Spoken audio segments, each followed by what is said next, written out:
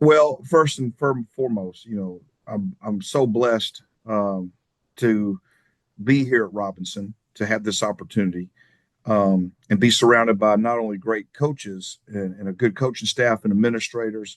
And it starts with Lonnie Judd, our athletic director, but we got some good players. And so we're able to come in here. I was the third coach in 3 years when I was hired 2 years ago, Mm-hmm. and so I just can't come in here and just shooting off guns and this and that, and we're going to do this. I had to learn them. They had to learn me, and the word trust was the biggest thing. Mm. So we really pushed trust, uh, trusting us as coaches, trusting each other as teammates, and then the whole trust of family. So and I think they felt comfortable with that, and they started to trust and buy in to what we were talking about. Wherever you go, you want to try to put your splash on things. Robinson has had the blueprint here for years, Mm. and a lot of coaches that have come through here has done some great things. Coach Lewis, when he was here, they played in the state championship, lost it, Mm-hmm. and I think '06 was the last Yeah. time. And so there's been a lot. And when Tommy Allison was here, they had Mm-hmm. they had some tremendous um, records and Mm-hmm. tremendous talent. Mm-hmm. And so there's some talent here, and we're able to have some good young talent. And I think this year our seniors really bought in, and we had a really good offensive line, and that helped a lot, especially on the offensive side. We were able to have an offense and a defense where we didn't have to play a lot of kids on both sides, and and it just things kind of clicked, and it all stems behind a really good young quarterback that Mm. we have, and Yeah. Bryce McCurdy, and he had a tremendous year. We knew what he was going to be when he was a freshman. And then the one little kid that I always call our alpha dog is our running back.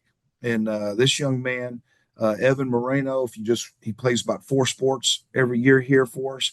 But he's that guy. His sophomore year, he hadn't played tight end. This year, he moved to running back, and he just makes things work. Mm-hmm. And he could play defensive. He could play anything on defense for us. But his attitude and is what we're trying to push, and they just started buying in.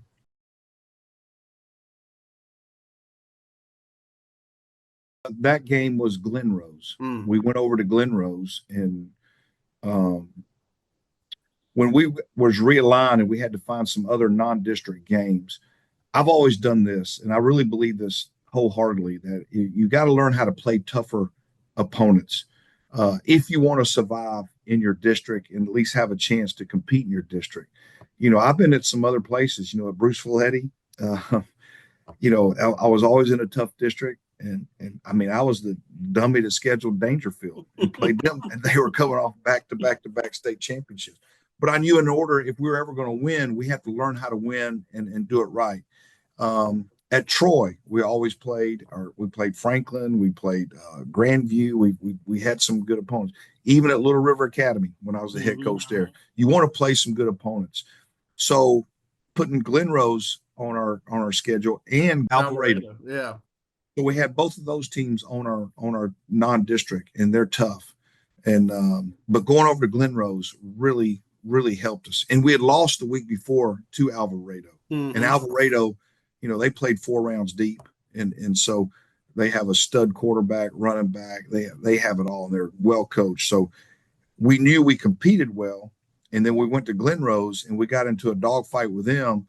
I mean, it was back and forth, and we came out on top, 49-42, and we used that as we came home, and we had a homecoming, and then we had a week off, and then it was on. And then when Mm-hmm. a lot of these old rivalries started popping up, like Lorena, uh, it was easier to get your kids motivated, Mm. and so our kids just bought in and did a heck of a job.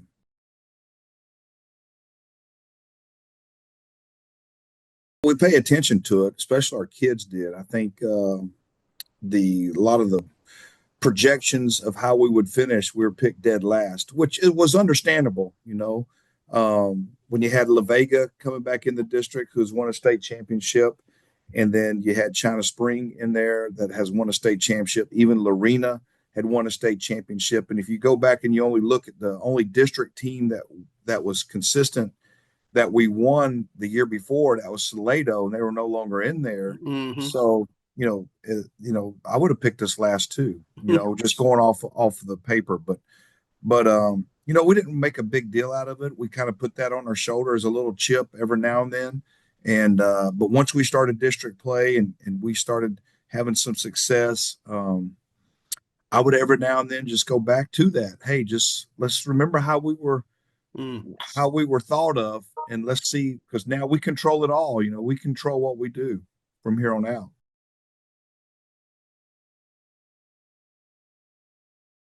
I think so, Bryce. And what we're concerned is we did lose up front offensively 4 starters, 4 seniors that helped pave the way for our offense to keep us in a lot of games. Mm-hmm. I think defensively we lost a couple, but I think we got enough coming back that we can be sound and really be competitive on that end. Our skill levels are all back. We lose another very high productive player in Austin Marshall. He's one of the best receivers I've been around in my 37 years. And so he is just that guy. He tracks every ball. You got to kick him out of the field house. You got to kick him off the field after practice. And he's a kid that you want to marry your daughter. He is that type of kid. And so losing him, but I think we have enough coming up. Our youngsters, our young kids are very talented. And so again, how we fill the gaps up front, as well as I do, is it's all about the trench, the trenches. And you go look at the game last night. It was all about the run game, when it came down to Notre Dame and Penn State. And it'll be that way tonight in this semifinal between Texas and Ohio State. But anyway, I think again, we're also at the mercy of our district. I think everybody's going to get better. I think it was one of those years. China was kind of down a little bit and what their expectations were. I think Lorena was the same way. Conley the same way. La Vega is still La Vega, and they'll probably always still be La Vega. What I love and respect about Gatesville is they're always blue collar, hard nosed. They're going to fist fight you, and they're well coached. And Coach Hunter does an excellent job of always having his kids ready to play. So that's always a knockout, drag out fight, and we had a good contest over there with them this year. So, the thing is, we can't beat ourselves between now and then. We got to do everything. Since we got beat out in the playoffs, you can't take a day off nowadays. So it's just, if these kids just keep buying in. But yet here we also encourage our athletes to go play other sports. And so we can't just focus on football year round. We've got to go win basketball. We got to go win baseball. We got to go compete in track and win track meets and things in powerlifting and things. So we're very encouraging on that. We try to keep them in a program, but understanding that we also have football season coming up too. But we got to, so it's a thing. It's time management and it's what we do.